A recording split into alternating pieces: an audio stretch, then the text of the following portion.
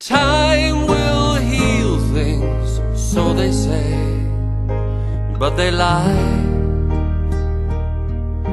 Age reveals things in the way we hide. I was only young, I didn't know how I'd know if I preserve the memory longer, if I'd just taken more time to heal those things I'd broken. On reflection is a great place to be, when you're able to make corrections to the fate of you and me. On reflection is a good state of mind, when you're able to make connections to what we left behind. Too many times I've taken it all from heart to heart, taken it all to heart. Too many times I've taken it all from heart to heart, taken it all to heart.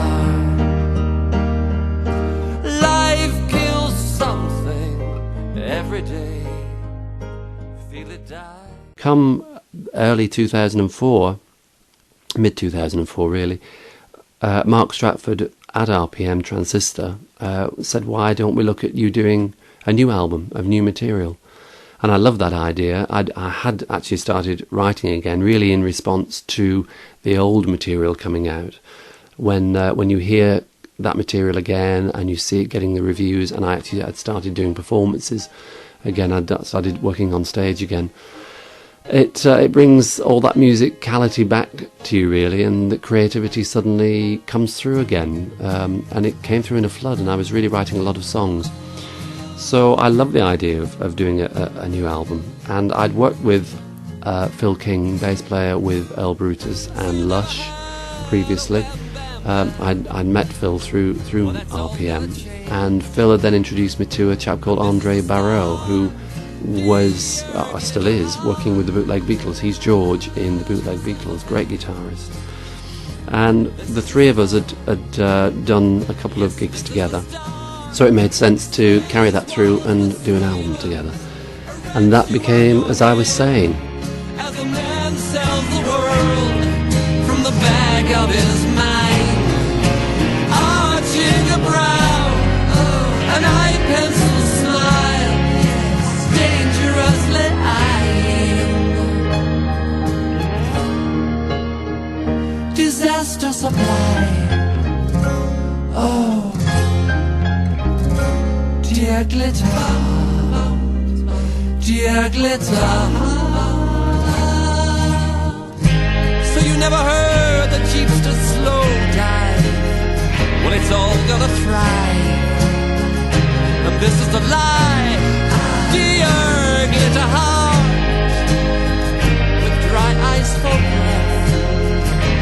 This is the lie, yes, this is the lie. Space walls for dreamers, erect you on your head. There was a song that I'd written with Robert Cochrane for The Dangerous Hours called Dear Glitter Heart, and that was a song which had gone down very well whenever I'd performed it live. I'd performed it on stage with Andre and Phil as well. And when we came to start the sessions for As I Was Saying, both Andre and Phil said we'd really love to do our own version of Dear Glitter Heart. So we did that, and I was really thrilled with how that turned out. Dear glitter, dear glitter. Because I suppose through the previous year to 18 months I've been thinking a lot about the past, with all the reissues.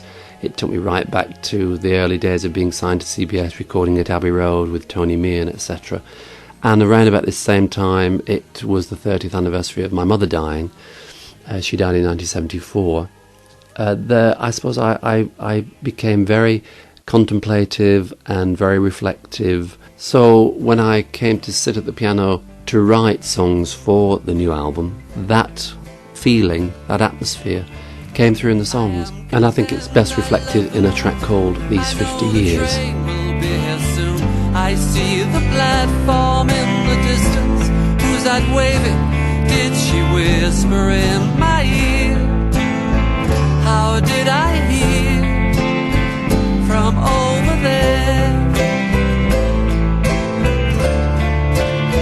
Shared memories stare a child a dream when nothing's ever as it seems. The jug of ice that grandma poured, a tango dancer's giving more for every smile. It lasts a while, it lasts a while. And who will bless the wise when the foolish rule the earth? What's it worth to live beyond these 50 years, whose tears will dry on the line of least resistance? Who wonder why? Who wonder why?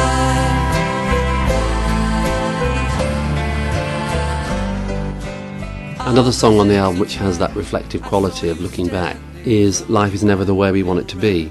I'd always loved the Stones' You Can't Always Get What You Want. So this title is sort of a play on that, really. A bit like Can You Hear Me OK is a play on Excuse Me, Did You Say Something? And hear her softly saying, he's a pretty one.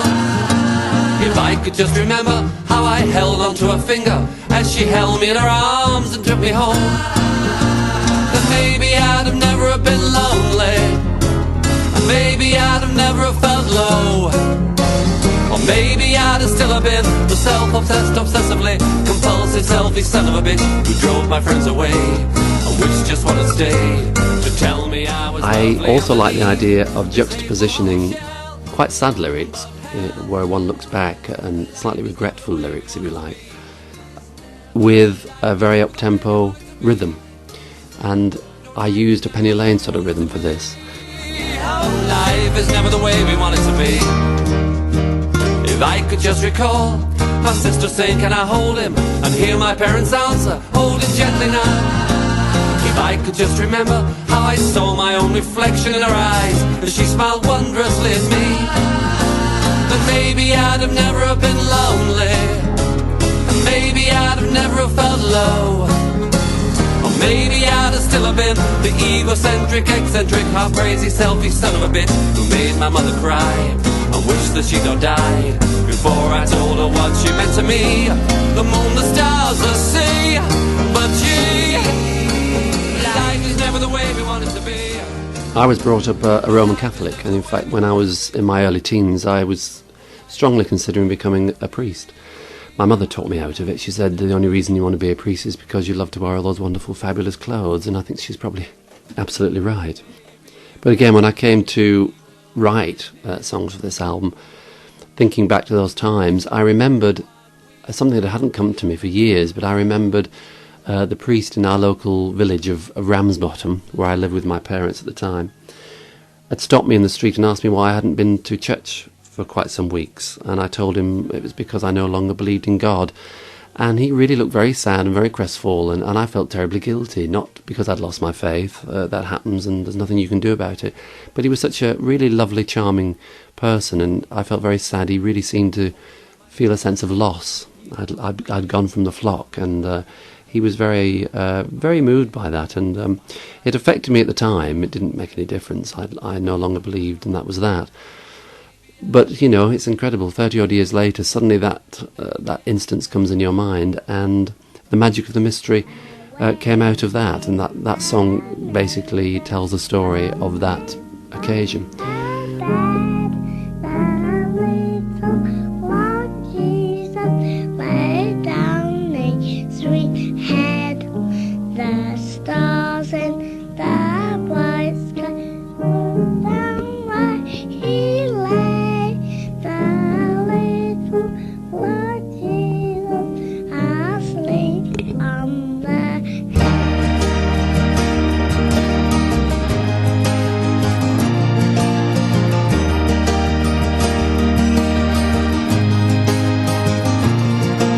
You didn't try to bless me under northern village skies. You just smiled at your parishioners as they smiled as they walked by. You didn't try to press me for all the reasons why. You just said you're a good lad, son. I'll miss you. Goodbye. Some tracks I'd had mastered, some old reel-to-reels of mine, and one of them was when I was about 4 or 5 years old, and I was recording on my parents' brand new tape recorder in our house in Hayward, a load of nursery rhymes and Christmas carols and that sort of stuff. And one of them was Away in a Manger, and it made me laugh when I heard it. You know, it took me right back to that time, 1957 or 8, whatever it was. And when I'd written The Magic of the Mystery, and then Andre, Phil and I had recorded it, I was playing Away in a Manger to them that evening when they came back and said, "You must listen to this."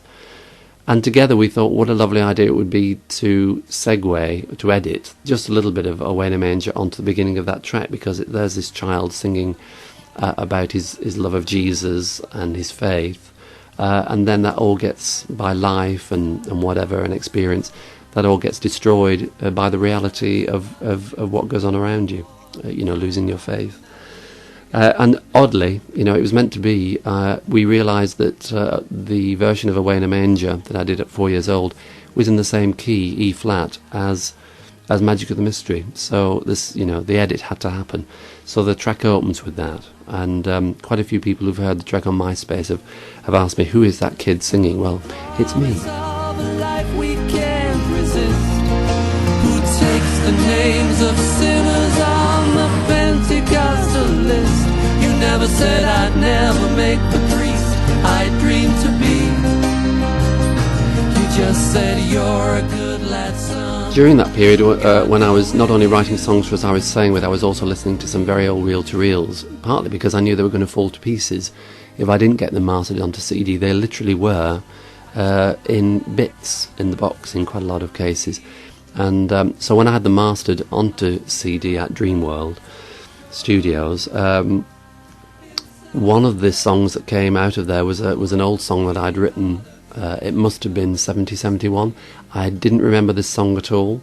I don't remember writing it or anything. But it was me, and it's me singing it, and it was a song called A Kind of Aching.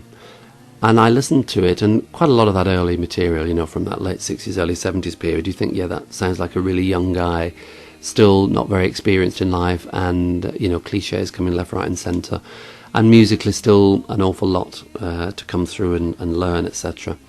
But this one song really stood out for me, and I kept playing and playing and playing this little old demo from Ramsbottom. And thought, yeah, there's something there. It needs a bit of work. Some of the lyrics need rewriting, but generally, this has the potential of being a good song.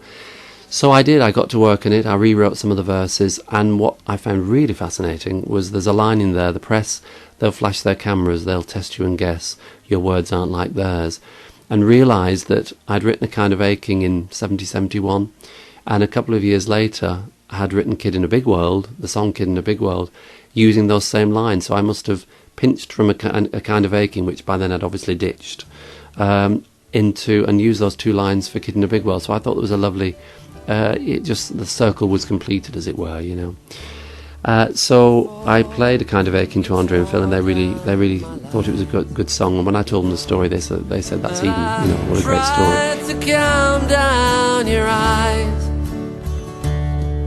You said I could beat you, but never defeat you. Your pain pierced my brain. I was drained. You should know I can't hate you.